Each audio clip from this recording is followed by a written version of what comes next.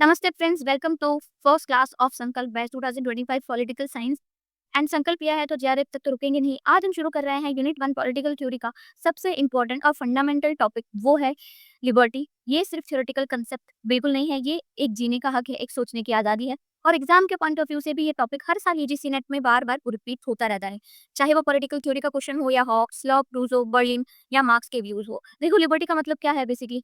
क्या आज़ादी का मतलब यही है कि मैं कुछ भी कर सकती हूँ? क्या लिबर्टी का मतलब है कि no rules and no limit? या फिर लिबर्टी का मतलब है प्रोटेक्टेड फ्रीडम, जहां मेरी फ्रीडम किसी और की फ्रीडम को टकराए बिना मिले? आज के लेक्चर में हम लिबर्टी का बेसिक कंसेप्ट, उसकी नीड और की क्वेश्चन समझेंगे, जैसे what is the meaning of liberty and nature of liberty, why is liberty essential in political society, what are different types of liberty and how did various thinkers interpret it differently.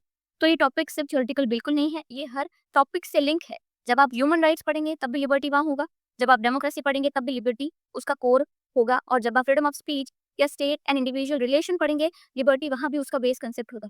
Basically अगर आप liberty का ये topic cover करते हैं तो आपका 25% से 30% तक जो आपका बेस है वो ऑटोमेटिकली स्ट्रांग हो जाएगा। इसीलिए ये टॉपिक पढ़ना बहुत ज़्यादा इम्पोर्टेंट है। ओके, तो फटाफट से हम इस लेक्चर को शुरू करते हैं। लेक्चर को शुरू करने से पहले देखो, ये लिबर्टी को समझने के लिए मैं आपको कुछ रियल लाइफ सिचुएशन समझाती हूँ। आप एक बार सुनो। एक कोलकाता का स्टूडेंट कॉमर्स लेना चाहता है, जबकि उसके फ्रेंड्स जो हैं वो साइंस ले रहे हैं। ऐसा क्यों? क्योंकि ये है liberty as a personal choice. अपने इंटरेस्ट को फॉलो करना बिना प्रेशर के, ये लिबर्टी का एक फॉर्म होता है। दूसरी सिचुएशन में बताऊं तो एक social worker child labour expose करता है और उसे जेल भेज दिया जाता है। अब यहाँ पे लिबर्टी रिस्ट्रिक्टेड बाय अथॉरिटी आ गई, क्योंकि जब सच बोलने की आज़ादी पनिश की जाए तो लिबर्टी का वायलेशन होता है। एक और सिचुएशन अगर हम ले, तो एक लड़की के पास एजुकेशन का लीगल राइट है, लेकिन उसके गाँव में स्कूल ही नहीं है। अब ये है लिबर्टी विदाउट सपोर्ट सिस्टम। जब राइट तो है पर उसे यूज करने का एनवायरनमेंट बिल्कुल भी नहीं है, तो क्या ये रियल लिबर्टी है? तो इन तीनों एग्जाम्पल से हमें क्या समझ आया कि लिबर्टी सिर्फ कानूनी अधिकार होने का नाम नहीं है। रियल लिबर्टी तो तब होती है जब उन राइट्स का एक्चुअल यूज भी आप करें। इसीलिए शुरू करते हैं मीनिंग ऑफ लिबर्टी से। लिबर्टी का मतलब क्या है? इतना कहना काफी नहीं होता कि आई एम फ्री। लिबर्टी का मतलब होता है आपके पास चॉइसेस हो, आप फ्री हो ऑब्स्टेकल से, आपके पास सपोर्ट हो उन चॉइसेस को अप्लाई करने के लिए। जब इनमें से एक भी एलिमेंट मिसिंग होता है ना, तो लिबर्टी आपकी अधूरी रह जाती है, एक इल्यूजन बन जाती है। कोर अंडरस्टैंडिंग लाइन है कि true liberty allow person to think, speak and act freely without unnecessary interference. ये नॉन इंटरफेरेंस का कंसेप्ट जो है ना, देखो, नॉन इंटरफेरेंस का कंसेप्ट लिबरल थिंकर्स जैसे जेएस मिल और जो है किसा बर्लिन ने दिया, जहाँ फ्रीडम का मतलब होता है किसी एक्सटर्नल कंट्रोल का ना होना। अगर हम एक स्टूडेंट की लाइफ से लिंक करें इसको, तो आप जब अपने कॉलेज सब्जेक्ट चूज करते हैं या यूट्यूब पे फ्रीली कोई ओपिनियन रखते हैं, तो वो लिबर्टी तभी रियल होती है जब ना कोई सोशल प्रेशर हो, ना लीगल फियर हो और ना ही कोई इकोनॉमिक बैरियर।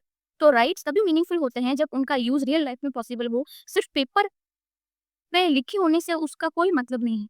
समझ आया? तो उसको कहते हैं हम रियल लिबर्टी, मतलब फ्रीडम एज नॉन, बिना इंटरफेरेंस के आप बिल्कुल फ्री। तो स्टूडेंट्स, अब तक हमने समझा कि लिबर्टी सिर्फ एक एब्स्ट्रैक्ट आइडिया बिल्कुल नहीं है, वो रियल लाइफ में अलग अलग फॉर्म्स में एक्सप्रेस होती है, जिसे हम कहते हैं टाइप्स ऑफ लिबर्टी। लिबर्टी की टाइप्स तीन प्रकार की होती है: civil liberty, political liberty and economic liberty, CPE. तो इन तीनों टाइप्स का फोकस जो है अलग होता है। कहीं लिबर्टी का मतलब एक्सप्रेशन का फ्रीडम है, तो कहीं लिबर्टी का मतलब वोट करने या अपने लीडर चूज करने का राइट, और कहीं लिबर्टी का मतलब अपने इकोनॉमिक लाइफ पे कंट्रोल। आज हम फोकस करेंगे सबसे पहले फाउंडेशनल टाइप पे, वो है सिविल लिबर्टी। सिविल लिबर्टी का मतलब होता है इंडिविजुअल फ्रॉम अनजस्ट इंटरफेरेंस, चाहे वो इंटरफेरेंस स्टेट करे या सोसाइटी। इस लिबर्टी का फोकस होता है आपकी पर्सनल डिग्निटी, आपकी सोच, विचार और जीवन जीने की आजादी, आपको अनफेयर ट्रीटमेंट से बचाना। सोचिए, अगर आप किसी से फ्रीली बात भी नहीं कर सकते, अपनी रिलीजियस चूज भी नहीं कर सकते या बिना परमिशन के ट्रैवल भी नहीं कर सकते, तो क्या आप ट्रूली फ्री हैं? बिल्कुल नहीं। इसीलिए सिविल लिबर्टी सबसे पहला और बेसिक रिक्वायरमेंट होता है फ्री और डेमोक्रेटिक सोसाइटी का। अब सिविल लिबर्टी में आता है आपका freedom of speech. Freedom of speech मतलब अपनी बात कहना बिना डर के। फ्रीडम ऑफ रिलीजियन मतलब अपना धर्म फॉलो करना या चेंज करना। फ्रीडम ऑफ मूवमेंट का मतलब ये है पूरे देश में ट्रैवल करना बिना किसी इंटरफेरेंस के और सेटल होना।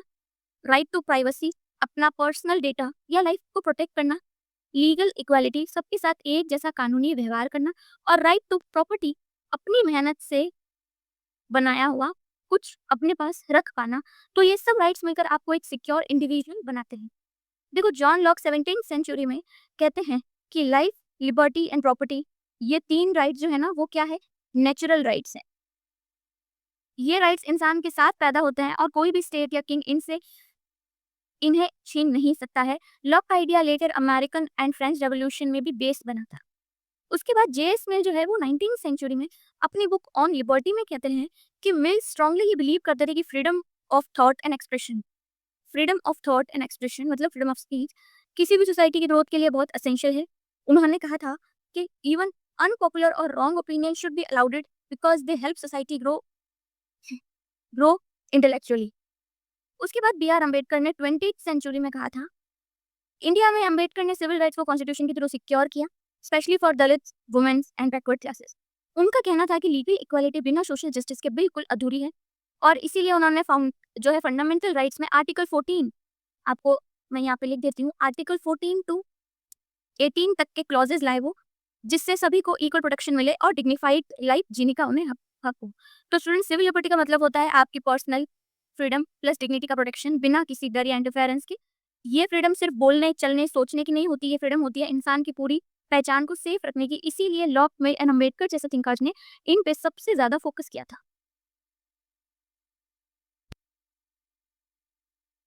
तो अब तक हमने देखा कि सिविल लिबर्टी कैसे एक इंडिविजुअल की डिग्निटी और पर्सनल स्पेस को प्रोटेक्ट करता है, लेकिन अगर एक इंडिविजुअल सिर्फ प्राइवेटली फ्री हो और उसकी पब्लिक में कोई से ही नहीं हो तो क्या उसकी लिबर्टी कंप्लीट है? बिल्कुल नहीं। इसीलिए नेक्स्ट और इक्वली इंपॉर्टेंट टाइप है लिबर्टी का, वो है पॉलिटिकल लिबर्टी, जिसका डायरेक्ट कनेक्शन होता है डेमोक्रेसी से।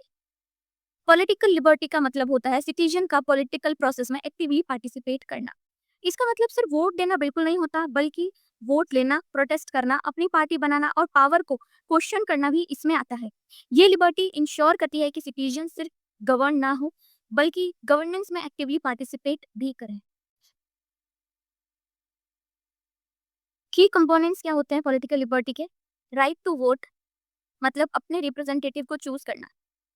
राइट टू कंटेस्ट इलेक्शन, खुद भी लीडर बनना। Freedom of expression, government policies को प्रेज या क्रिटिसाइज करना। Right to protest and dissent, जब सरकार गलत करे तो उसे अपोज करना। और freedom to form political parties और ग्रुप। इसका मतलब ये नहीं है कि आप एनार्की या लॉलेस प्रोटेस्ट करें, बल्कि आपके पास कॉन्स्टिट्यूशनल टूल्स हो अपना पॉलिटिकल व्यू एक्सप्रेस करने के लिए। अब पॉलिटिकल लिबर्टी एक ही डेमोक्रेसी का बैकबोन है, और अगर लोग अपने लीडर्स को चूज नहीं कर सकते हैं तो या उन्हें क्रिटिसाइज नहीं कर सकते हैं तो पावर एक जगह कंसंट्रेट हो जाता है और फिर डिक्टेटरशिप का डेंजर होता है। इसीलिए political liberty helps in power control करना, करप्शन को लिमिट करना, लोगों की आवाज को सिस्टम तक पहुंचाना, और सबसे इंपॉर्टेंट आता है सिटीजन एम्पावरमेंट लेकर आना। तो की थिंकर्स थे कुछ, जैसे कि Jean Jacques Rousseau. Rousseau the social contrast, उनकी जो एक बुक थी, उन्होंने कहा था कि भाई रियल फ्रीडम तब होती है जब लोग उन लॉज को फॉलो करते हैं जो उन्होंने मिलकर बनाया हो। ये उनकी से है। इसका मतलब क्या है कि अगर आप किसी और के बनाए रूल्स को ब्लाइंडली फॉलो कर रहे हो तो वो ओबीडियंस है, लिबर्टी नहीं। लेकिन अगर आप लॉ मेकिंग प्रोसेस में शामिल हो तो आप ट्रूली फ्री हो। इसीलिए रूजो का कंसेप्ट था पॉपुलर सॉवरेनिटी का concept, power belongs to people. Power जो है वो किससे बिलोंग करती है? पीपल से बिलोंग करती है। उसके बाद आपका मॉन्टेस्क्यू। मॉन्टेस्क्यू की एक राइटिंग थी the spirit of the law, जो 1748 में लिखी गई। 1748। मॉन्टेस्क्यू का सबसे बड़ा contribution the theory of separation of power. उनका कहना था जब तक लेजिस्लेटिव, एग्जीक्यूटिव और जुडिशरी अलग नहीं होंगे, पॉलिटिकल लिबर्टी बिल्कुल सेफ नहीं है। अगर सारी पावर एक ही ग्रुप के पास होगी तो मिसयूज ऑफ पावर होगा और सिटीजन्स की फ्रीडम खत्म हो जाएगी। So for liberty to survive, power must be balance and separated. तो पॉलिटिकल लिबर्टी का मतलब सिर्फ वोट देना नहीं है, बल्कि पूरे पॉलिटिकल प्रोसेस में हिस्सा लेना, सिस्टम को क्वेश्चन करना और अपना पॉलिटिकल एक्सप्रेशन देना। और जब सिटीजन्स ये सब करते हैं तभी डेमोक्रेसी रियल सेंस में अलाइव होती है। अब एक इम्पोर्टेंट सवाल है कि अगर आपके पास बोलने की आज़ादी है, वोट देने का राइट है, लेकिन आपके पास रोजी-रोटी, पढ़ाई या हेल्थ फैसिलिटी ही नहीं है, तो क्या आप ट्रूली फ्री हो? Answer is no. और इसीलिए आज का टॉपिक है इकोनॉमिक लिबर्टी। सो किसी भी इंडिविजुअल के लिए सर्वाइवल से लेकर सेल्फ ग्रोथ तक का ब्रिज बनाता है ये इकोनॉमिक लिबर्टी। इकोनॉमिक लिबर्टी का मतलब होता है आपको अपना काम, प्रोफेशन या जॉब फ्रीली चूज करने का राइट हो। आपको अपनी मेहनत का फेयर रिटर्न मिलना चाहिए। आपको रिसोर्सेज, एजुकेशन और अपॉर्चुनिटीज तक का रियल एसेस हो।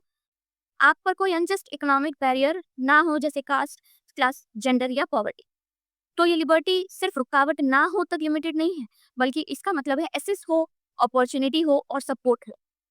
While economic liberty is important, कभी सोचा है? सोचो अगर किसी स्टूडेंट के पास स्कूल नहीं है या किसी स्किल्ड वर्कर के पास टूल्स या कैपिटल ही नहीं है, तो क्या वो अपना पोटेंशियल पूरा यूज कर पाएगा? नहीं। क्यों? तो लिबर्टी का मतलब सिर्फ परमिशन नहीं, एक्चुअल एनेबलमेंट भी होना चाहिए। Economic liberty in short equal opportunity, no exploitation of labour, right to earn a living wage, access to education and health care and freedom from poverty traps. इसीलिए कुछ की थिंकर्स ने economic liberty पे कुछ अपनी बातें कही। जैसे पहले एडम स्मिथ ने 1776 में द वेल्थ ऑफ नेशन में कहा। जस देखो, स्मिथ को फादर ऑफ कैपिटलिज्म भी कहते हैं। उन्होंने सपोर्ट किया था ओपन मार्केट और फ्री ट्रेड। उनका मानना था कि जब लोग अपने इकोनॉमिक इंटरेस्ट के लिए फ्रीली काम करते हैं तो सोसाइटी का भी फायदा होता है। मतलब इनविजिबल हैंड कंसेप्ट उन्होंने दिया था। बट उन्होंने ये भी कहा था अपने बुक में कि स्टेट को बेसिक जस्टिस और इंफ्रास्ट्रक्चर के लिए इंटरवेंट करना चाहिए। उसके बाद कार्ल मार्क्स ने 19th सेंचुरी में कहा था कि वह इकोनॉमिक लिबर्टी को बर्गियस इल्यूजन बोला उन्होंने 19th सेंचुरी में।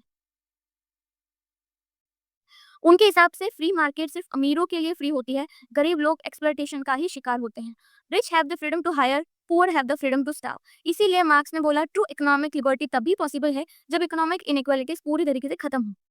उसके बाद एक और इम्पोर्टेंट स्कॉलर थी अमृता सेन, कंटेम्प्रेरी थिंकर थी ये। सेन ने इकोनॉमिक लिबर्टी को कैपेबिलिटी अप्रोच के थ्रू समझाया। Freedom is not just the absence of restriction, it is the presence of capability to choose a life और वैल्यू। इसका मतलब क्या है? अगर आपका एजुकेशन, हेल्थ और सपोर्ट सिस्टम नहीं मिलता तो आपके पास जो है थ्योरेटिकल लिबर्टी है, लेकिन रियल लिबर्टी नहीं। इसीलिए स्टेट का काम है लोगों को अनेबल करे so that everyone has the freedom to grow. तो स्टूडेंट्स, इकोनॉमिक लिबर्टी का मतलब सिर्फ पैसा कमाना तो बिल्कुल भी नहीं है, बल्कि डिग्निटी से जीना है, अपने ड्रीम्स को परस्यू करना और एक्सप्लॉयटेशन से फ्री रहना। ये लिबर्टी तभी रियल होती है जब अपॉर्चुनिटी, एसेस और एम्पावरमेंट तीनों मिले। और इसीलिए थिंकर्स जैसे एडम स्मिथ, मार्क और अमृता सेन ने इस पे अलग-अलग नजरिए दिए, जो यूजीसी नेट में कंपेयर करने के लिए बहुत ज्यादा काम है। तो अब तक हमने सिविल, पॉलिटिकल और इकोनॉमिक लिबर्टीज को अलग-अलग समझा, लेकिन रियल लाइफ में ये लिबर्टीज कभी भी इतनी अलग नहीं होती, ये ओवरलैप भी करती है, एक दूसरे को सपोर्ट करती है और कभी-कभी एक दूसरे पर डिपेंड भी करती है। तो आइए कुछ सिंपल एग्जांपल से समझते हैं इस कंसेप्ट को। Civil, political and economic liberty often work together and strengthen each other. Imagine करो कि आपके पास फ्रीडम ऑफ स्पीच है, मतलब सिविल लिबर्टी है, लेकिन आप अपनी पॉलिटिकल ओपिनियन वोट के जरिए एक्सप्रेस नहीं कर सकते। तो क्या वो फ्रीडम पूरी होगी? नहीं। जब आप वोट कर सकते हो, प्रोटेस्ट कर सकते हो, अपना बिजनेस या प्रोफेशन चूज कर सकते हो, तभी आप रियल लिबर्टी का एक्सपीरियंस करते हो। ये लिबर्टी एक दूसरे को एम्पावर करती है। पॉइंट 2 है the right to protest is both a civil liberty and political liberty. देखो, प्रोटेस्ट करना सिर्फ एक पर्सनल राइट नहीं है, ये एक पॉलिटिकल एक्ट भी है जिसमें लोग अपनी गवर्नमेंट से जवाब मांगते हैं। जब कोई स्टूडेंट या फार्मर रोड पे उतरता है, वो सिविल फ्रीडम भी यूज कर रहा है और पॉलिटिकल फ्रीडम भी। अगर गवर्नमेंट प्रोटेस्ट को सप्रेस करे तो दोनों लिबर्टीज इम्पैक्ट हो सकती है। थर्ड पॉइंट है forming trade union show economic liberty and political liberty. जब मजदूर अपना यूनियन बनाते हैं तो वो अपने इकोनॉमिक राइट जैसे fair wages, safe working condition के लिए खड़े हो रहे हैं। और जब ये यूनियन सरकार से लेबर लॉ में बदलाव की डिमांड करता है, तब वो पॉलिटिकल लिबर्टी का यूज कर रहे हैं। एक एग्जाम्पल है इंडियन ट्रेड यूनियंस का, जो उनका जो रोल है वो मिनिमम वेजेस एक्ट लाने में है। तो एक बहुत अच्छा एग्जाम्पल है इस पॉइंट के लिए। फोर्थ पॉइंट है free speech is a civil right but it also support political discussion and economic demand. देखो समझो, फ्रीडम ऑफ स्पीच सिर्फ पर्सनल ओपिनियन रखने के लिए नहीं होती, इन इसके जरिए आप पॉलिटिकल डिबेट्स में पार्टिसिपेट करते हो या इकोनॉमिक इशू जैसे प्राइस राइज या एम्प्लॉयमेंट पे अपनी बात रखते हो। अगर आपको अगर चुप कर दिया गया तो सिर्फ सिविल लिबर्टी नहीं, डेमोक्रेसी भी डेंजर में पड़ती है। पॉइंट 5 है all this freedom are connected, if one is block the other often suffer too. देखो, सोचो अगर किसी कंट्री में सिर्फ वोटिंग राइट है लेकिन लोग बोल नहीं सकते, या न्यूज इंडिपेंडेंट नहीं है, तो क्या डेमोक्रेसी चल सकती है? या अगर लोग एजुकेटेड नहीं है, इकोनॉमिक लिबर्टी मिसिंग है, तो क्या वो इन्फॉर्म पॉलिटिकल डिसीजन ले सकते हैं? इसीलिए एक लिबर्टी की कमी दूसरी को पूरी तरीके से कमजोर कर देती है। पॉइंट 6 है in real life liberty blend together and support full and meaningful freedom. Real liberty तभी पॉसिबल है जब तीनों डायमेंशन, मतलब सिविल, पॉलिटिकल एंड इकोनॉमिक, साथ में एग्जिस्ट करें। ये एक ट्रायंगल की तरह है, अगर एक कोना टूट गया तो पूरा स्ट्रक्चर ही हिल जाता है। इसीलिए कॉन्स्टिट्यूशन में भी इन लिबर्टीज को एक इंटीग्रेटेड अप्रोच से प्रोटेस्ट किया गया है। तो आप इनको याद रखना, CPER मतलब political, sorry civil, political and economic liberty मिला के बनाती है रियल लिबर्टी। अब समझते हैं एक बहुत ही इंपॉर्टेंट मॉडर्न थिंकर के बारे में, थॉमस हॉब्स। कि भाई हॉब्स के लिबर्टी पे क्या कंसेप्ट थे, क्या उनका कहना था।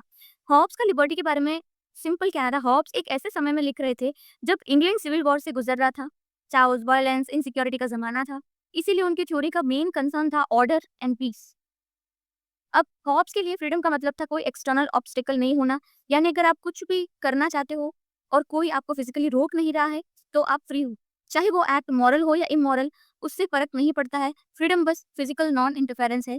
याद रखने लायक बात यह है कि हॉब्स का डेफिनेशन नेगेटिव लिबर्टी सिर्फ रुकावट की नॉन हाजिरी है।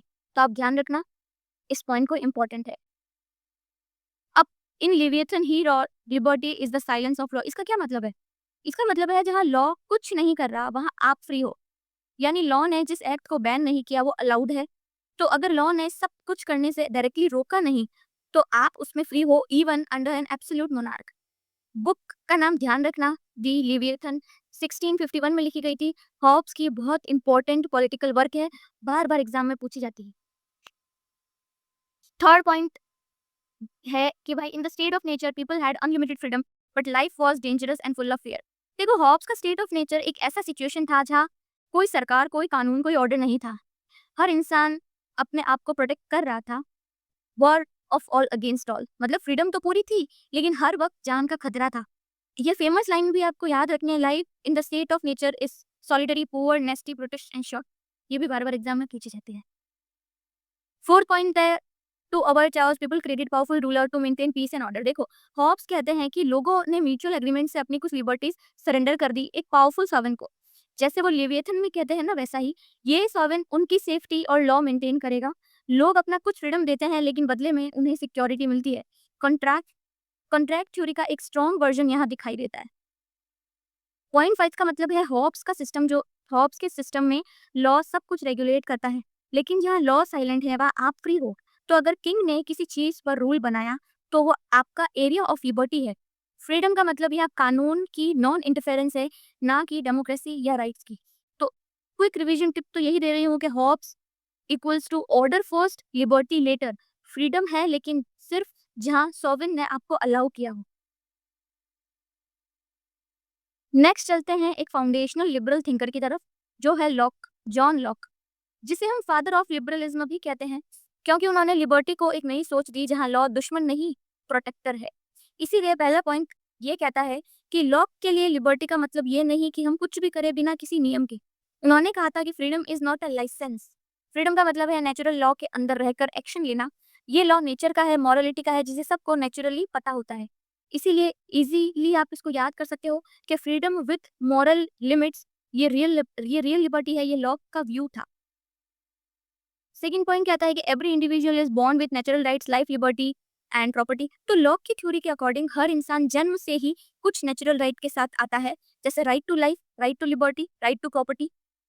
ये राइट्स किसी गवर्नमेंट ने नहीं दिए हैं, ये तो इंसान का एक जन्मसिद्ध अधिकार है। पॉइंट 3 कहता है कि in second treaties of government he argued that law protect liberty rather than destroyed it. इसका मतलब है लॉ कहते हैं कि law is not opposite to liberty बल्कि गार्डियन है लिबर्टी का। जब एक अच्छी गवर्नमेंट लॉ बनाती है तो वो आपकी फ्रीडम को सिक्योर करती है, ना कि उसे आपसे छीन लेती है। अब ये इंपॉर्टेंट बुक है सेकंड ट्रीटीज ऑफ गवर्नमेंट, जो कि 1689 में लिखी गई थी। लॉ की सबसे इंपॉर्टेंट वर्क है। हॉब्स की लिवियथन ध्यान रखनी है और जो है लॉक की the second treaties of government भी ध्यान रखनी है। कमेंट में जरूर बताओ कि ऑन लिबर्टी किसका मोस्ट इंपॉर्टेंट वर्क है। पॉइंट 4, लॉक का सोशल कॉन्ट्रैक्ट थ्योरी का मेन आइडिया ये है कि गवर्नमेंट तभी लेजिटिमेट है जब लोग उसे जो है कंसेंट देते हैं। उसके पास लिमिटेड पावर होनी चाहिए सिर्फ लोगों के राइट्स प्रोटेक्ट करने के लिए। याद रखना, lock was the supporter of constitutional government, not a monarchy. काफी लोग ये मानते हैं कि लॉक मोनार्की को फेवर, नहीं, लॉक जो है वो कॉन्स्टिट्यूशनल गवर्नमेंट के सपोर्टर थे। लॉक कहते हैं कि अगर आप किसी का सामान चुराते हो तो आप टेक्निकली फ्री हो सकते हो, लेकिन मोरली आपने उस व्यक्ति के नेचुरल राइट्स का उल्लंघन कर दिया है। तो ऐसी फ्रीडम रियल लिबर्टी तो बिल्कुल नहीं हो सकती है। इससे समझ आता है कि लॉ के लिए liberty equals to freedom with responsibility.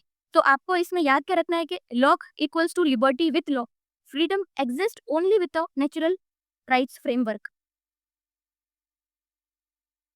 अब चलते हैं एक ऐसे थिंकर की तरफ जिन्होंने लिबर्टी का मतलब पूरी तरह बदल दिया था। वो तो है भाई जीन जैक रूसो। जहां लॉक और हॉब्स ने इंडिविजुअल फ्रीडम की बात की, रूसो ने कहा फ्रीडम तो तब होती है जब आप अपने लिए नहीं समाज के लिए सोचते हो।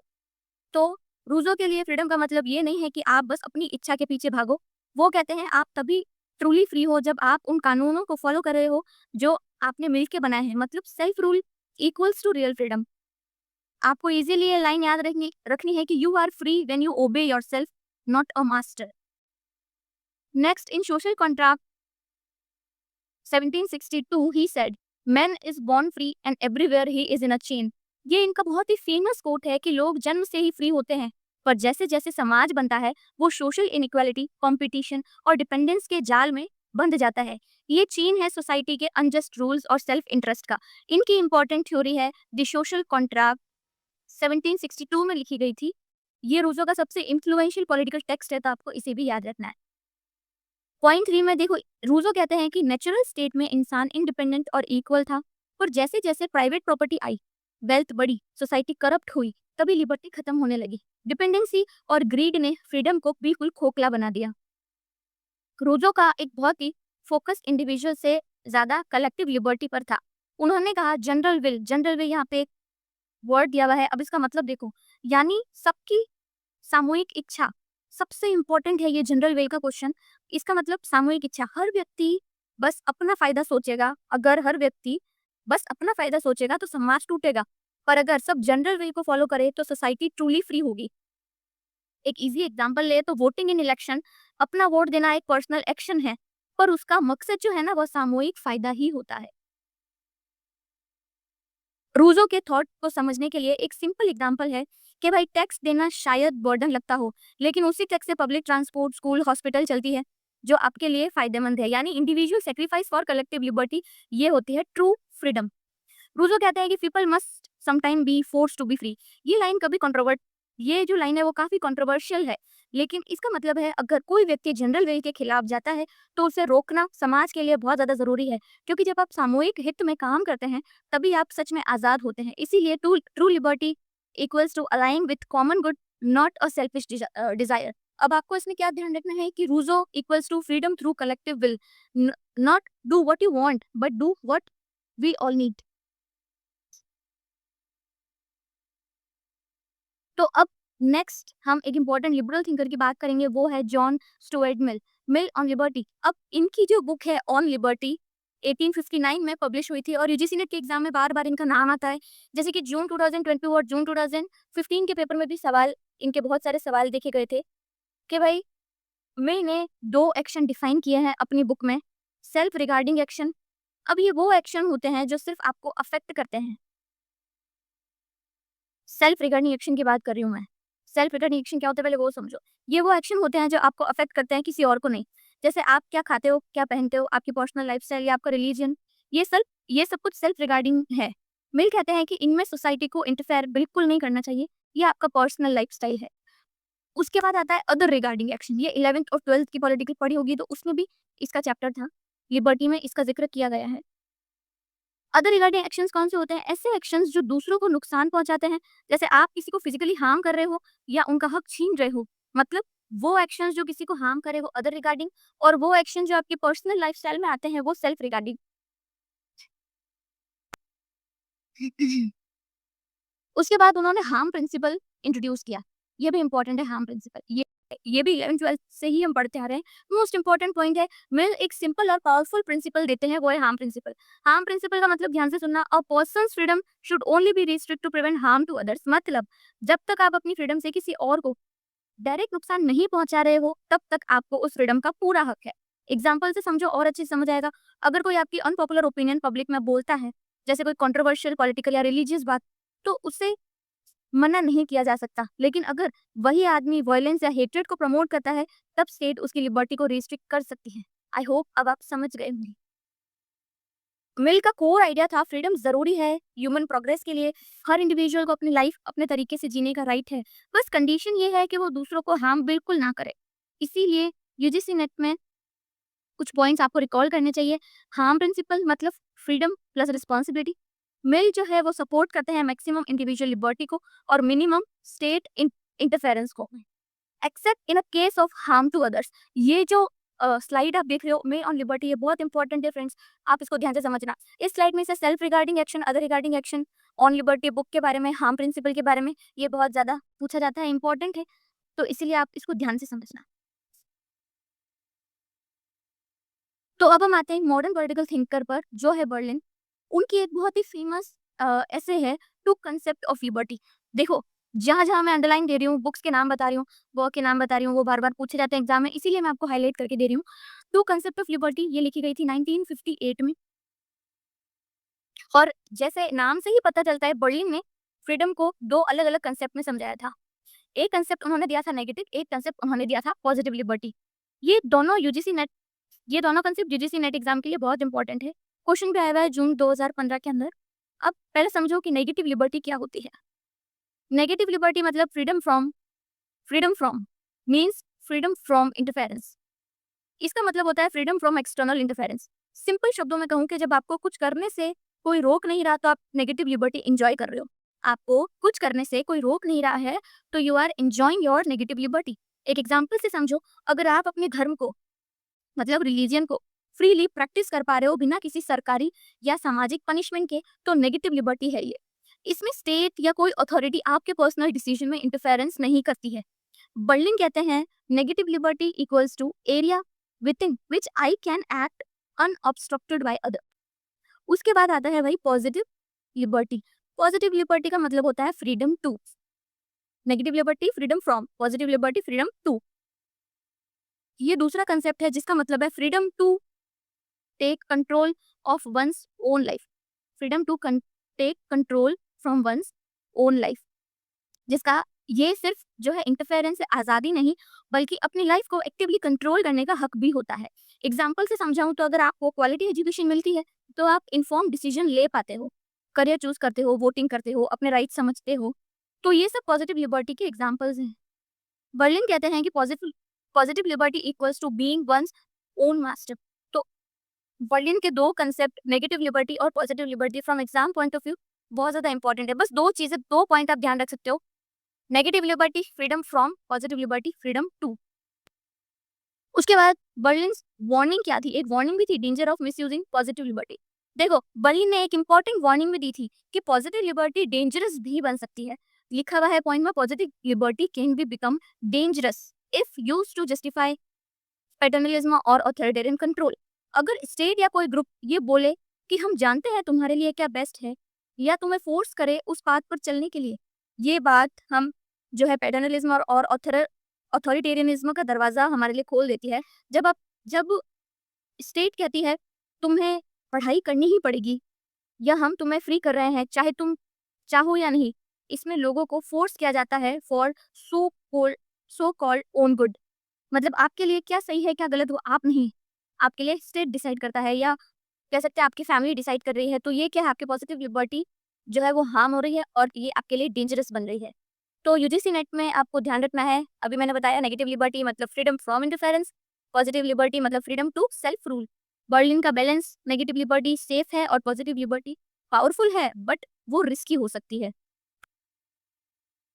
तो अब तक हमने देखा कि लिबर्टी को ज्यादातर थिंकर्स दो टाइप में डिवाइड कर रहे हैं, जैसे नेगेटिव पॉजिटिव बर्लिन बर्लिन के टर्म्स में। लेकिन गैरेट मैक्केलम ने एक अलग और बहुत ही यूजफुल फ्रेमवर्क दिया था लिबर्टी को समझने का, मैक्केलम्स जो है ट्राइडिक फॉर्मूला, जैसे A is free from B to do and to become a C, बहुत फेमस है ये भी। उन्होंने जो है ना 1967 ऐसे में अपने ऐसे में कहा कि लिबर्टी को हमेशा एक जो है ट्राइडिक मतलब तीन पार्ट्स में, तो ट्राइडिक स्ट्रक्चर में सोचना चाहिए। उनका कहना था कि हर फ्रीडम या लिबर्टी का स्ट्रक्चर ऐसा होता है कि A is free from B to do and become C. अब इसमें ए कौन है, एजेंट है, मतलब कौन फ्री है, वो एजेंट है। किस चीज से फ्री है, ऑब्स्टेकल मतलब बी जो है ना वो कॉन्स्टेंट और ऑब्स्टेकल है। और क्या करने के लिए फ्री है, मतलब गोल और एक्शन। सी जो है ना वो गोल और एक्शन है। यानी जब भी हम फ्रीडम की बात करते हैं तो हमेशा ये तीन चीजें होती ही है, ए एजेंट, बी कॉन्स्टेंट या ऑब्स्टिकल, और सी जो गोल है, जो एक्शन है। तो एक एग्जांपल से समझाती हूँ और इजीली समझ आएगा। अ वुमन मतलब A is free from legal barriers obstacle है मतलब B, to run for the political office मतलब सी, पॉलिटिकल ऑफिस है एक्शन गोल। मतलब यहाँ पे ए जो है वुमेन वो इंडिविजुअल है, एजेंट है, be legal barrier restriction obstacle है, और सी रन फॉर ऑफिस तो क्या है, वो गोल है। तो एग्जाम्पल परफेक्टली बताता है कि एक लिबर्टी थ्री वे रिलेशनशिप में है, ना कि सिर्फ इंटरफेरेंस होने या ना होने का क्वेश्चन। इसे एग्जाम्पल्स से आपको इजीली क्लियर हो जाएगा कि ए बी और सी का क्या फंडा है इसमें। मैं मैक कहते हैं कि लिबर्टी के डिबेट्स इसीलिए होते हैं क्योंकि लोग तीन एलिमेंट्स को अलग तरीके से डिफाइन करते हैं। किसी के लिए ऑब्स्टेकल रिलीजन हो सकता है, किसी के लिए प्रॉपर्टी, किसी के लिए फ्रीडम का मतलब करियर चूज करना हो सकता है, किसी के लिए प्रोटेस्ट करना। तो सोचने वाली बात है कि अगर दो लोग लिबर्टी पर आर्ग्यू कर रहे हैं तो हो सकता है वो एक्चुअली सेम फॉर्मूला यूज कर रहे हैं, बस उनका ए बी सी थोड़ा डिफरेंट है। तो मैक मैक का मॉडल लिबर्टी को ज्यादा क्लियरली, प्रिसाइसली और ऑब्जेक्टिवली जो है एक्सप्लेन करता है, स्पेशली इन कॉम्प्लेक्स सोसाइटी। तो जैसे इसाहा बर्लिन की अप्रोच थी नेगेटिव वर्सेस पॉजिटिव लिबर्टी, मतलब उसकी लिमिटेशन क्या थी कि भाई वो दो पार्ट्स में था, बाइनरी था, और मैक ने उसी अप्रोच को जो है ट्राइडिक मॉडल में कन्वर्ट किया। उसकी लिमिटेशन थोड़ी और ज्यादा रियलिस्टिक हो गई और ज्यादा फ्लेक्सिबल हो गई। तो बेसिकली उसमें से आपको ध्यान रखना है कि लिबर्टी का मतलब बेसिकली मैक के लिए A is free from B to do and become C. Mac कहते हैं freedom is always triadic, and negative और पॉजिटिव लिबर्टी डिवाइड से आगे निकलकर उन्होंने एक न्यूट्रल और एनालिटिक फ्रेमवर्क दिया। तो देखो, अब कार्ल मार्क्स की पॉलिटिकल थॉट का कोर था क्लास स्ट्रगल और इकोनॉमिक एक्सप्लॉइटेशन। जब मार्क्स लिबर्टी के बारे में बात करते हैं तो उनका सवाल होता है कि सच में आम आदमी फ्री है, या फिर सिर्फ पेपर पे लिखे गए लीगल राइट्स ही लिबर्टी के नाम पर दिए जा रहे हैं। तो marks critics on liberal liberty. Marks ने लिबरल लिबर्टी और लिबरल थिंकर्स जैसे लॉक, मिल और क्लासिकल लिबरल्स के कंसेप्ट को, लिबर्टी को क्रिटिसाइज किया। उनका कहना था कि लीगल राइट जैसे प्रॉपर्टी रखने का अधिकार या फ्री मार्केट असल में एक इल्यूजन है। ये लिबर्टी सिर्फ पेपर पे होती है, लेकिन ग्राउंड रियलिटी में कैपिटलिस्ट सिस्टम वर्किंग क्लास को मजबूर करता है अपनी लेबर बेचने के लिए। अगर हम एक एग्जाम्पल लें तो एक मजदूर लीगली फ्री है, लेकिन अगर उसके पास खुद की जमीन नहीं, खुद का बिजनेस नहीं, तो वो क्या करेगा? वो अपने एम्प्लॉयर्स के पास जाकर मजबूरी में काम कर उनसे मजबूरी में काम कराएगा, क्योंकि उसके पास और कोई ऑप्शन ही नहीं है। मार्क्स इससे कहते हैं कि वेज स्लेवरी यानी you are legally free but you are economically bound, उसको कहते हैं वेज लेबर। एक दास कैपिटल उन्होंने लिखी 1867 में, ये भी बहुत इंपॉर्टेंट है, लिबर्टी अंडर कैपिटलिज्म। मार्क्स ने अपनी मेजर वर्क दास कैपिटल में ये दिखाया कि कैपिटलिज्म एक ऐसा इकोनॉमिक सिस्टम है जो लोगों को लेबर फोर्स में घुसा देता है, प्रॉफिट के लिए उनका एक्सप्लॉइटेशन करता है और उन्हें वेज के नाम पर मिनिमम सर्वाइवल देता है। ये कोई ट्रू लिबर्टी नहीं है, ये सिस्टमैटिक जो है बॉन्डेज है। तो ये दास कैपिटल वाली बात आपको ध्यान रखनी है कि ये कार्ल मार्क्स ने लिखी थी और उन्होंने इसमें जो है वेज स्लेवरी की बात की थी। उसके बाद marks vision on true liberty. Marks के लिए रियल फ्रीडम तभी पॉसिबल होती है जब वर्कर्स का कंट्रोल हो मीन्स ऑफ प्रोडक्शन पे, कोई भी एक्सप्लॉइटेशन या क्लास बेस्ड डिवीजन ना हो, इकोनॉमिक इंडिपेंडेंस हो जहां इंसान अपने काम, टाइम और लाइफ पे खुद कंट्रोल करे। ये आइडिया मार्क्स के कम्युनिज्म के विजन में जो है सेंटर स्टेज पर है, जहां सब कुछ कलेक्टिवली ओन होगा, कोई भी फोर्स लेबर या वेज स्लेवरी नहीं होगी। इसीलिए आपको कुछ लाइंस ध्यान रखनी है।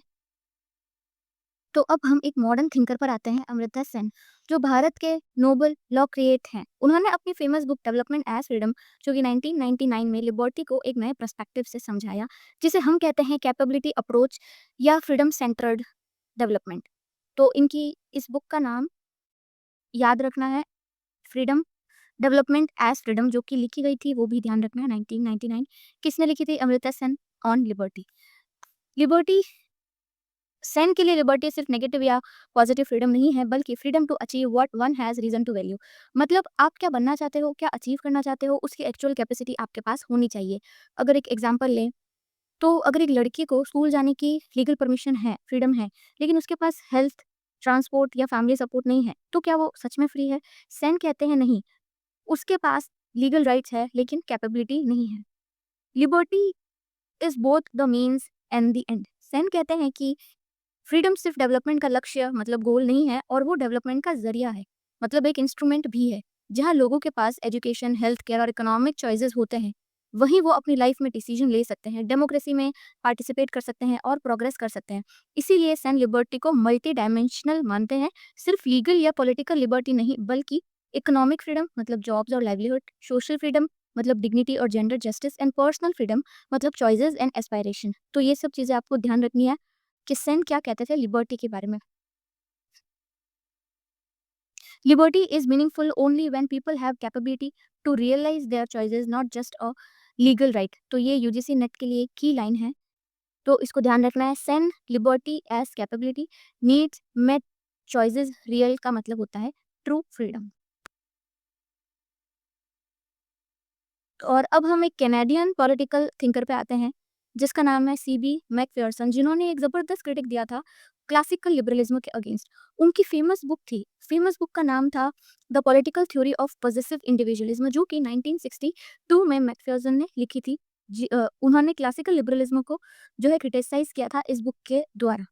इस बुक पे क्वेश्चन आया हुआ है, दिसंबर 2024 में भी आया था और दिसंबर 2022 वाले एग्जाम में भी आया था, पूछा गया है यूजीसी नेट में भी। अब क्लासिकल लिबरलिज्म का क्रिटिसिज्म मतलब पॉजिटिव इंडिविजुअलिज्म। मैक ने क्लासिकल लिबरल थिंकर्स जैसे हॉब्स, लॉक एंड बेंथम की थ्योरी को एनालाइज किया और बोला कि इनका model of liberty is based on what he call positive individualism, जिसमें इंडिविजुअल को ऐसे देखा गया है, ऐसे देखा जाता है जैसे अपनी प्रॉपर्टी का मालिक, सोसाइटी से अलग एक सेल्फ इंटरेस्ट बीइंग। ये मॉडल कहता है अगर आपके पास प्राइवेट प्रॉपर्टी है तो आप फ्री हो, लेकिन मैक्फियर्सन कहते हैं कि ये फ्रीडम सिर्फ रिच लोगों के लिए मीनिंगफुल है, पुअर्स के लिए तो है नहीं। इसीलिए इन्होंने जो है क्लासिकल लिबरलिज्म को क्रिटिसाइज किया है। उसके बाद comparative liberty, rich poor divide. Classical liberals जो फ्रीडम फ्रॉम इंटरफेरेंस की बात करते हैं, मैक्फियर्सन कहते हैं ये तो बस एक जो है कॉम्पिटिटिव लिबर्टी है, जिसमें सिर्फ वो ही फ्री हैं जिसके पास ज़्यादा रिसोर्सेज, एजुकेशन और प्रॉपर्टी है। इस तरह की फ्रीडम तो रिच और प्रॉपर्टी ओनिंग क्लासेस के लिए ही काम करती है, बाकी लोगों के लिए नहीं, स्पेशली वर्किंग क्लास या पुअर लोगों के लिए तो बिल्कुल भी नहीं। अब अब आती है मैक्फियर्सन के खुद की थ्योरी ऑफ लिबर्टी, जिसमें वो कहते हैं कि क्रिएटिव फ्रीडम यानी वो फ्रीडम जो सिर्फ रोजी रोटी तक सीमित नहीं है, बल्कि अपने पोटेंशियल को भी जो है एक्सप्लोर करने की आज़ादी देती है। क्रिएटिव फ्रीडम का कंसेप्ट बहुत इंपॉर्टेंट है। क्रिएटिव फ्रीडम का कंसेप्ट समझो, यानी वो फ्रीडम जो सिर्फ रोजी रोटी तक सीमित नहीं होती, बल्कि अपने पर्सनल पोटेंशियल को एक्सप्लोर करने की आज़ादी भी है। आप सिर्फ सर्वाइव ना करो, बल्कि थ्राइव करो, ग्रो करो और क्रिएट करो, उसको कहते हैं क्रिएटिव फ्रीडम।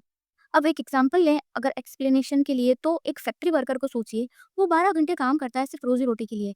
लेकिन अगर उसके पास टाइम, रिसोर्स और सपोर्ट हो, तो वो पेंटिंग सीख सकता है या लोकल कम्युनिटी ग्रुप लीड कर सकता है। यही होती है क्रिएटिव फ्रीडम। अब अब हम बात करेंगे हर्बर्ट मार्क्स, एक नियो मार्क्सिस्ट थिंकर थे, फ्रैंकफर्ट स्कूल के मेंबर। उन्होंने मॉडर्न कैपिटलिस्ट सोसाइटी में लिबर्टी को क्रिटिकली एनालाइज किया अपनी famous book one dimensional man, जो कि 1964 में लिखी गई थी। इस फेमस बुक का नाम भी याद ध्यान रखना है, वन डायमेंशनल मैन, जो कि 1964 में मार्क्यूज ने लिखी थी। उन्होंने किसको क्रिटिसाइज किया था कि how liberty function in modern capitalist and industrial society. तो देखो, क्या प्रॉब्लम है मॉडर्न फ्रीडम में। ये कहते हैं कि आज के समय में लोगों को लगता है कि वो फ्री है, पर ये फ्रीडम एक इल्यूजन है। एग्जाम्पल अगर हम लेके हम सोचते हैं कि हम कोई भी फ़ोन ले सकते हैं, सैमसंग या आईफ़ोन, पर क्या हम सिस्टम को बदलने के बारे में सोच रहे हैं? बिल्कुल नहीं। मतलब वन डायमेंशनलिटी का मतलब है सिर्फ़ एक ही तरीके से सोचना, सिस्टम को चैलेंज किए बिना। ये एक डेंजरस मेंटल स्टेट है, ये इनकी आर्गुमेंट थी। उसके बाद पॉइंट 2 आता है कि भाई मार्क्यूस कहते हैं कि आज की सोसाइटी में फ्रीडम का मतलब बन गया है शॉपिंग करना, नई-नई गैजेट्स लेना, एंटरटेनमेंट एन्जॉय करना, बट हम क्रिटिकल सोचना भूल चुके हैं। तुम्हारे पास 5 शैम्पू का ब्रांड का कोई चॉइस है, तुम तो सोचोगे कि तुम फ्री हो, पर रियल चॉइस तो ये है कि क्या तुम सिस्टम के रूल्स को क्वेश्चन कर सकते हो? Consumer freedom is not equal to real freedom. Real liberty तब होती है जब सिस्टम को क्वेश्चन कर सके, फॉल्स बिलीफ से फ्री हो सके, सोशल और इकोनॉमिक कंडीशन को समझकर एक्शन ले सके। अगर एग्जांपल ले तो सिर्फ वोट देना रियल फ्रीडम नहीं, पर समझना कि वोट किस आइडियोलॉजी को एम्पावर करेगा, वो रियल फ्रीडम का पार्ट है। तो मार्क्यूस कहते हैं कि मॉडर्न कैपिटलिस्ट सोसाइटी हमें सुपरफिशियल फ्रीडम देती है, लेकिन रियल लिबर्टी तभी मिलेगी जब हम सिस्टम को समझकर उसे क्रिटिकली एंगेज करें। फ्रीडम का मतलब सिर्फ ऑप्शंस नहीं, बल्कि समझदारी भी होती है। तो मार्क्यूस जो है वो रियल फ्रीडम की बात करते हैं, रियल लिबर्टी की बात करते हैं, तो इनका माइंडसेट भी आपको ध्यान रखना है।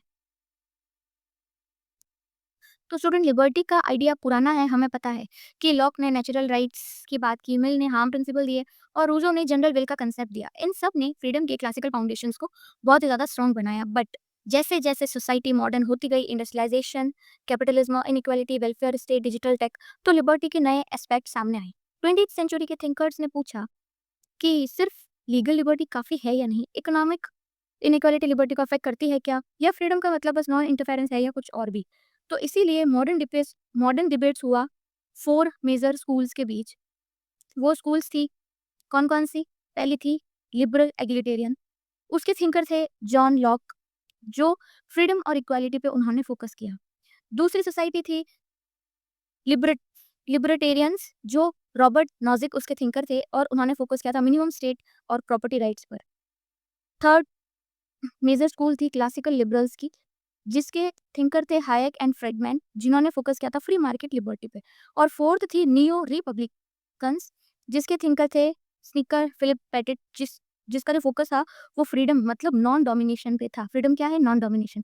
तो ये सभी स्कूल्स फ्रीडम को जो है डिफरेंटली डिफाइन करते हैं, इसीलिए यूजीसी नेट में इनका कंपैरिजन भी बहुत ज़्यादा इंपॉर्टेंट है। अब इनके की थिंकर्स को देखते हैं कि भाई John Rawls liberty with fairness, justice as fairness model. Robert Nozick liberty, individual rights plus non redistribution.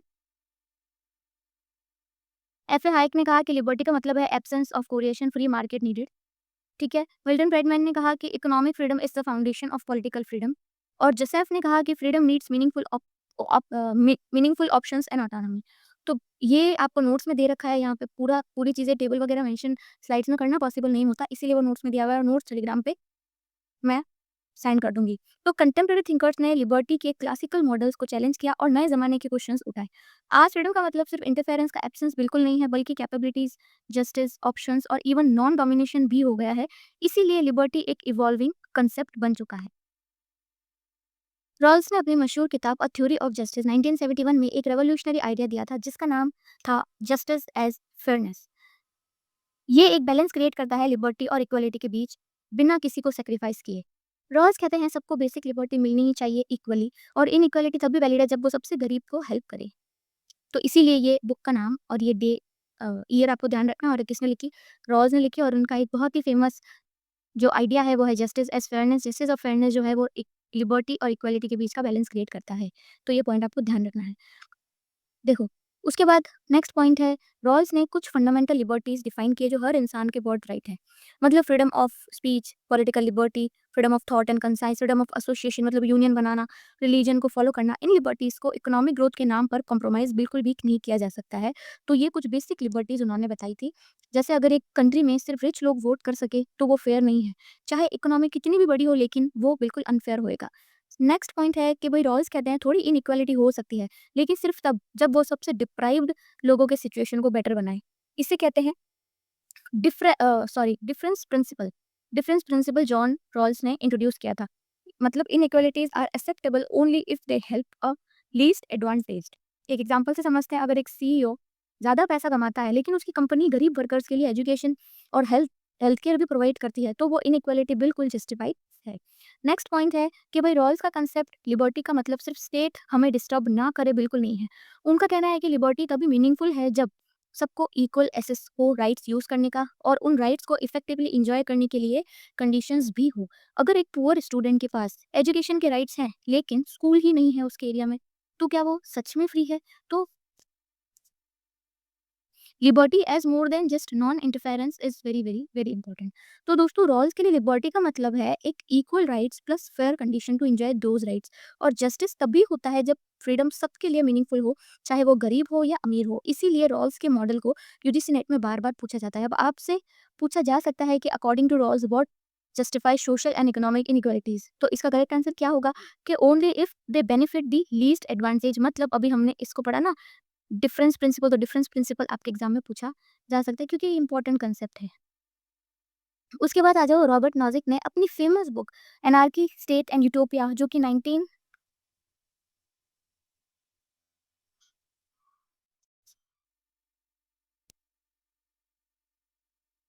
तो अब बात करते हैं कि है एक ऑस्ट्रियन ब्रिटिशर थिंकर थे जिन्हें मार्केट इकोनॉमी जिन्हें मार्केट इकोनॉमी और लिबर्टी का बहुत बड़ा सपोर्टर माना जाता है। इनका की आइडिया था कि भाई हैक के अकॉर्डिंग लिबर्टी का मतलब है फ्रीडम फ्रॉम कोर्जन, यानी किसी भी ज़बरदस्ती या फ़ोर्स से आज़ादी।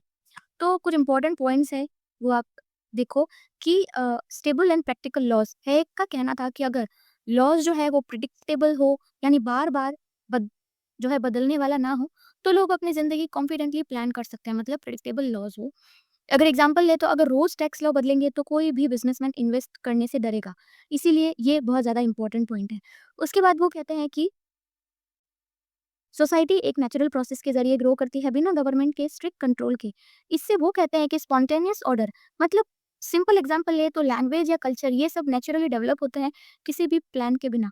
तो भाई सोसाइटी को नेचुरली ग्रो करने देना चाहिए ओवर टाइम। नेक्स्ट पॉइंट है भाई, हायक ने कहा कि अगर गवर्नमेंट हर चीज़ कंट्रोल करे तो लोग डिपेंडेंट हो जाते हैं और असली फ्रीडम बिल्कुल खत्म हो जाती है। यानी वेलफेयर स्टेट से भी लिबर्टी खत्म हो सकती है। इसलिए जो है फ्लेक्सिबिलिटी का होना बहुत ज़्यादा ज़रूरी है। तो हाइक के लिए लिबर्टी मतलब rule of law, limited government और नेचुरल मार्केट ऑर्डर है। ठीक है? अब आते हैं मिल्टन फ्राइडमैन के ऊपर, जो कि एक अमेरिकन इकोनॉमिस्ट, जिन्होंने लिबर्टी को इकोनॉमी के एंगल से समझाया है। ये कहते हैं कि लिमिटेड गवर्नमेंट का होना ज़रूरी है। गवर्नमेंट का काम सिर्फ़ इतना होना चाहिए कि वो लॉ बनाना, कॉन्ट्रैक्ट्स इन्फोर्स करना, प्रॉपर्टी प्रोटेक्ट करना, बाकी सब काम मार्केट को करने दो। अगर एक स्कूल वाउचर एग्ज़ाम्पल ले, तो ये कहते हैं कि अगर पेरेंट्स को स्कूल चूज़ करने की फ्रीडम मिले, पब्लिक या प्राइवेट, तो कॉम्पिटिशन से क्वालिटी बेटर होगी। ये इसीलिए इस चीज़ को अपोज़ करते हैं। वो वेलफेयर प्रोग्राम के बिल्कुल अगेंस्ट थे, वो अपोज़ करते थे वेलफेयर सिस्टम को। ऐसा क्यों? क्योंकि उनका कहना था कि ये लोगों को डिपेंडेंट बना देते हैं और टैक्स पेयर का पैसा ज़बरदस्ती लेते हैं। यानी ये भी एक फ़ॉर्म ऑफ कोर्जन है। Market equals to freedom. उनके लिए असली फ्रीडम का मतलब था, आप क्या खरीदना चाहते हो? काम कहाँ करना चाहते हो, अपनी प्रॉपर्टी का क्या यूज़ करना चाहते हो, ये सब पर्सनल चॉइसेस होनी चाहिए, ना कि किसी के प्रेशर में आके लिए जाने वाले डिसीजंस। तो फ्रेडमैन के लिए इकोनॉमिक लिबर्टी से ही सबसे इम्पोर्टेंट लिबर्टी है, बिना उसकी डेमोक्रेसी सिर्फ नाम की रह जाती है। तो आप ध्यान रखना, हायक ने लिबर्टी का मतलब बताया है freedom from coercion, rule of law, मतलब गवर्नमेंट का रूल बहुत ही लिमिटेड हो और फोकस जो है वो नेचुरल मार्केट और लीगल ऑर्डर पे रहे। और फ्रेडमैन कहते हैं कि economic liberty enables political liberty, मतलब गवर्नमेंट का बहुत ही मिनिमम इंटरफेरेंस हो, और उनका जो फोकस था वो था फ्री मार्केट और चॉइसेस पे। नेक्स्ट आते हैं Joseph Raj, autonomy and moral liberty. इनकी भी एक फेमस बुक है, बुक का नाम है मॉरलिटी ऑफ फ्रीडम, जो कि 1986 में लिखी गई थी। इसका कोर कंसेप्ट था लिबर्टी मतलब ऑटोनॉमी और मॉरल रिस्पॉन्सिबिलिटी। राज ने लिबर्टी को सिर्फ फ्रीडम फ्रॉम इंटरफेरेंस बिल्कुल नहीं माना। वो कहते हैं फ्रीडम जो है तभी मीनिंगफुल है जब आपके पास वैल्यूएबल चॉइसेस हो करने के लिए। एग्जाम्पल ले तो अगर कोई आदमी गरीबी की वजह से सिर्फ गैम्बलिंग कर रहा है, तो टेक्निकली वो चॉइस उसके पास है। लेकिन क्या ये सच में लिबर्टी है? आंसर है नहीं, क्योंकि उसके पास बेटर मीनिंगफुल अल्टरनेटिव्स नहीं है, जैसे पढ़ाई, जॉब, हेल्थ, स्किल्स। उसके पास वो ऑप्शन नहीं है, तो उसने गैम्बल करने का तरीका चूज किया है।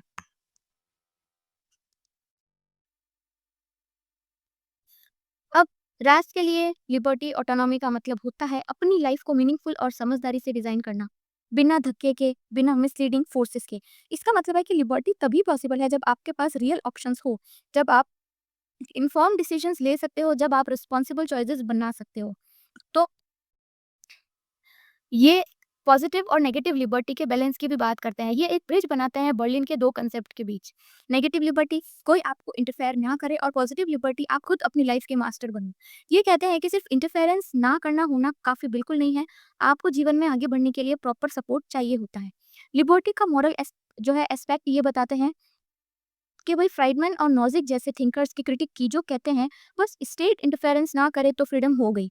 नहीं, राज कहते हैं फ्रीडम बिना मॉरल रिस्पॉन्सिबिलिटी और सोशल सपोर्ट के अधूरी है। अगर इंसान को बेटर ऑप्शंस मिलते ही नहीं तो उसकी लिबर्टी का क्या ही फायदा।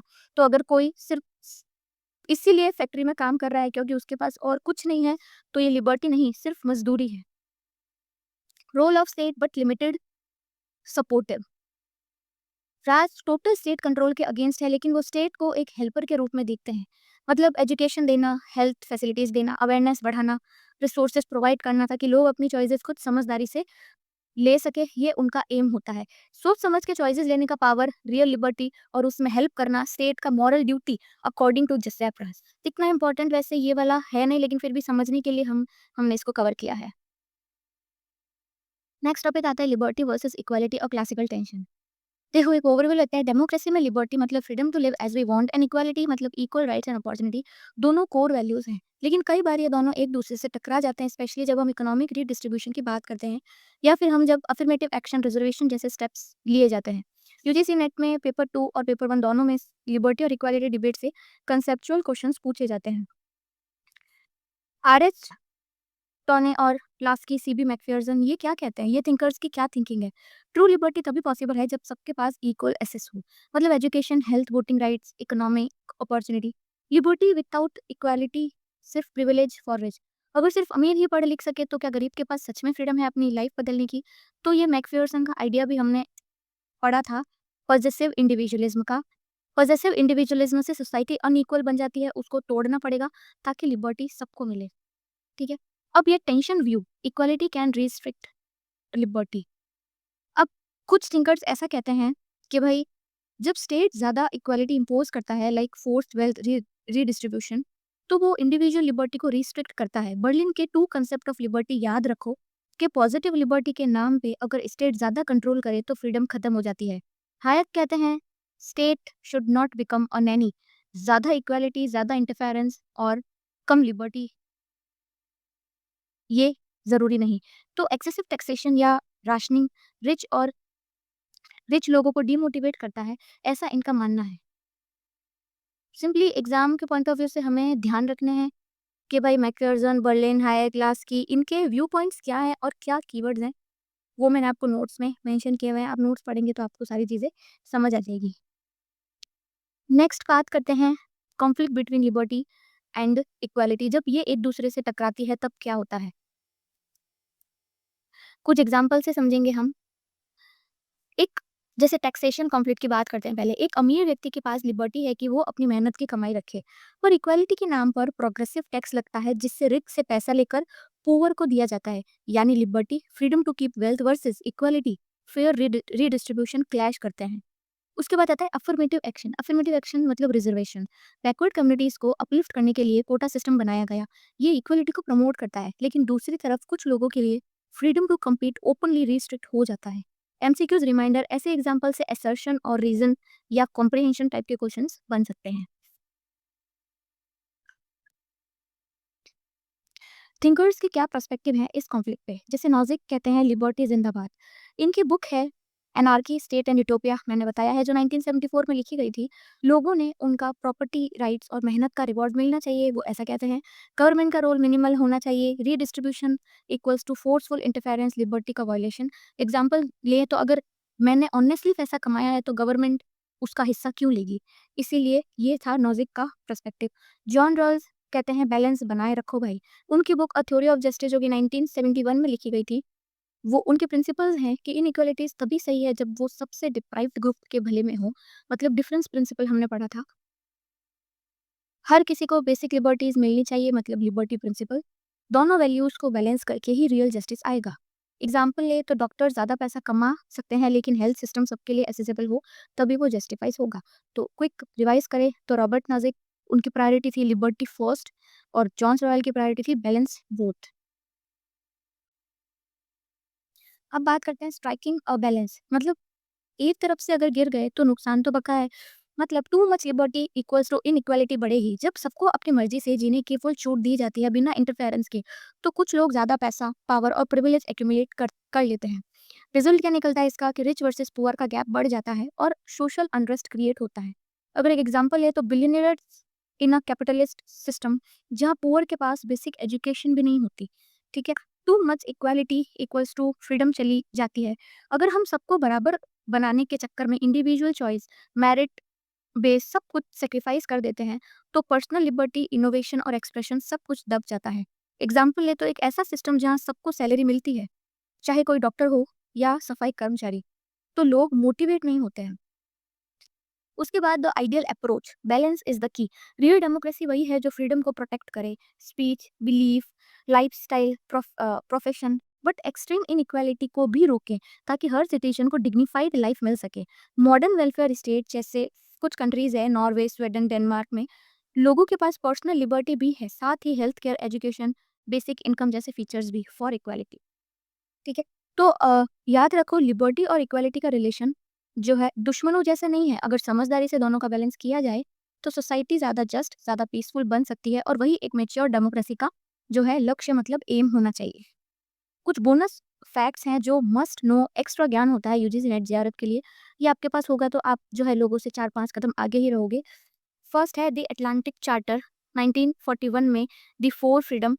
इस डॉक्यूमेंट को जो है रॉसवेल्ट और चर्चिल ने मिलकर दिया था वर्ल्ड वॉर सेकेंड के दौरान। इन्होंने 4 बेसिक ह्यूमन राइट्स की जो है सॉरी 4 बेसिक ह्यूमन फ्रीडम्स को हाईलाइट किया था जो लिबर्टी के फाउंडेशन बन गए थे। फ्रीडम ऑफ स्पीच मतलब बिना डर अपनी बात कर रखना।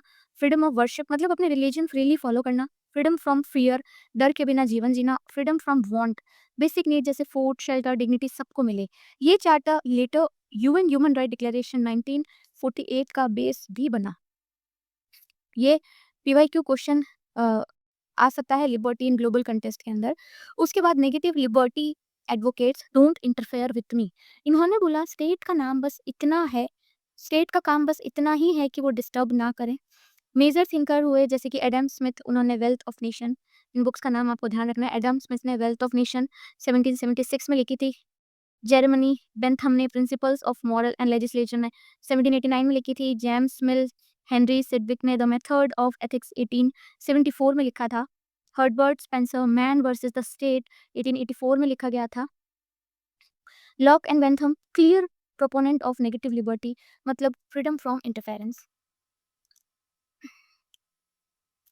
उसके बाद पॉजिटिव लिबर्टी की बात आती है।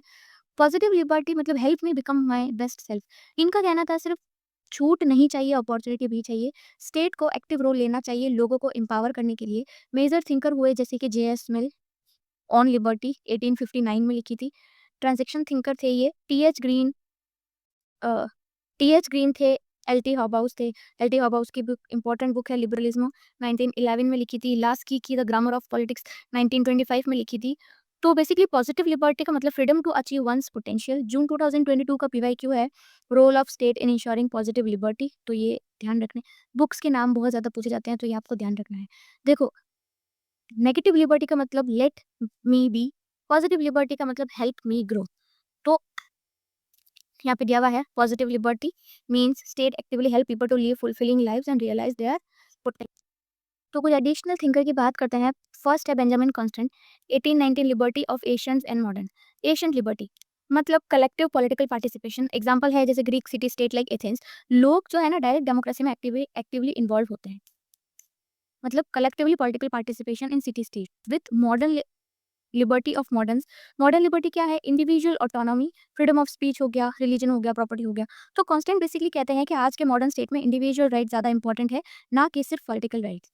उसके बाद आ गए next Martha capability approach. Amrita Sen ने कैपेबिलिटी अप्रोच जो है दिया था, freedom is about having real opportunity. लेकिन मार्था ने इसको और एक्सपेंड किया और अपनी बुक क्रिएटिंग कैपेबिलिटी जो कि 2011 में लिखी है इन्होंने, उसमें health, dignity, education, political participation सब लिबर्टी के असेंशियल डायमेंशंस इन्होंने दिए हैं। यूजीसी नेट में डायरेक्ट 2023-2021 में डायरेक्ट क्वेश्चन जो है इसमें से आया था, तो इंपॉर्टेंट है, रिपीट हो सकता है। उसके बाद आते हैं फिलिप पेटिट और स्किनर। इन्होंने दिया था concept of freedom of non domination. ये ध्यान रखना, फ्रीडम ऑफ नॉन डोमिनेशन। इसका मतलब है आप सिर्फ इंटरफेरेंस फ्री नहीं, डोमिनेशन फ्री भी होने चाहिए। Freedom from freedom from unchecked power, civic engagement, rule of law, institutional checks बहुत ज़्यादा ज़रूरी हैं। इसमें से कुछ नहीं, सिर्फ एक पीटी की बुक है, इस बुक का नाम आपको ध्यान रखना है, जो कि इन्होंने 1997 में लिखी थी। उसके बाद आ जाओ रूजो, मार्क्स एंड एंजल्स के बारे में, property inequality, loss of liberty. ये जो तीनों थिंकर्स हैं ना, ये मानते हैं कि इकोनॉमिक इनइक्वालिटी मतलब रियल फ्रीडम का नुकसान है। रिच लोग पुअर पे डोमिनेंस करते हैं प्रॉपर्टी के थ्रू, जो लिबर्टी को वीकेन करता है। पीवाईक्यू ये जून 2023 में पूछा भी गया था, किस थिंकर ने इनइक्वालिटी को लिबर्टी के अगेंस्ट बताया था, तो ये वो थिंकर्स थे।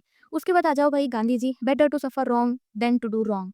तो गांधी जी ने मॉरल लिबर्टी पे फोकस किया था, इन्होंने ये बात कही थी, it is better to suffer wrong than to do wrong. जून 2023 में इसका क्वेश्चन आया था कि ये किसकी से है, तो ये अपने गांधी जी की से है। उनका कहना था कि ट्रू लिबर्टी मतलब inner self control, non violence, moral righteousness. Liberty सिर्फ लीगल या पॉलिटिकल नहीं होती, एथिकल भी होती है। उसके बाद according to individualism the state role include protesting against foreign attacks. तो स्टेट का रोल होना चाहिए एक्सटर्नल अटैक से protection, law and order, public health. बाकी पर्सनल फ्रीडम में स्टेट को इंटरफेयर नहीं करना है। ये आइडिया लॉक, पेन, बेंथम और एडम स्मिथ के थ्योरी से पूरी तरीके से जुड़ा हुआ है। उसके बाद नेक्स्ट थे थॉमस पेन। मतलब Thomas pen, state is necessary evil. State चाहिए तो सही, पर ज्यादा पावरफुल नहीं होना चाहिए। लिबर्टी और प्रॉपर्टी को प्रोटेक्ट करे बस, इंटरफेरेंस कम से कम हो। ये थी पेन की लिबरल थ्योरी। नेसेसरी इविल ध्यान रखना। यूजीसी नेट 2020 में डायरेक्ट जो है कोड बेस्ड क्वेश्चन आया था इनमें से।